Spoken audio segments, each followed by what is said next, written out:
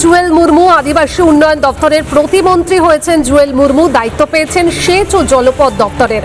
আদিবাসীদের উন্নয়নই প্রধান লক্ষ্য মন্ত্রীর। এরই পাশাপাশি গঙ্গা ভাঙন রোধেও জোর দিয়েছেন তিনি। গঙ্গা ভাঙন রোধে জোর, আদিবাসী উন্নয়নই প্রধান লক্ষ্য। সেচ ও জলপথ দপ্তরের দায়িত্ব পেয়েছেন আদিবাসী উন্নয়ন দপ্তরের প্রতিমন্ত্রী জুয়েল মুর্মু। প্রতিমন্ত্রী হয়ে নয়া দায়িত্বে জুয়েল মুর্মু এবং দায়িত্ব পেয়ে যে বিষয়ের দিকে তার প্রথম এবং প্রধান লক্ষ্য থাকবে সেটা হলো আদিবাসীদের উন্নয়ন করা। প্রতিমন্ত্রী কেমন লাগছে? আমি সর্বপ্রথমে আমার বিধানসভার সমস্ত দেবতুল্য ভোটারদেরকে আমি প্রণাম জানাই।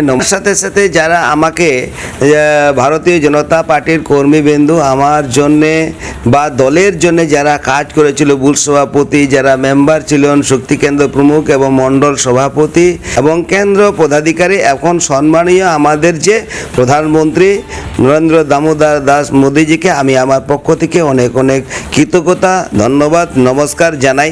আদিবাসীদের অনেক রকম পিছিয়ে রয়েছে, আগের সরকার তৃণমূল সরকার আদিবাসীদেরকে পিছিয়ে দিয়েছে। আপনার কাজ কি হবে আদিবাসীদের?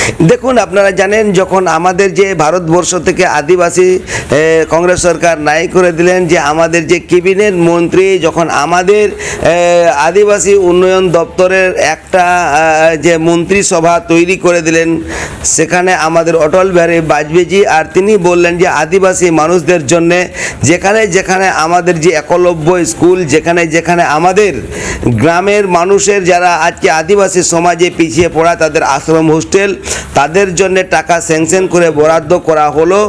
আর তার জন্যই কিন্তু একটা মন্ত্রিসভা তৈরি হলো।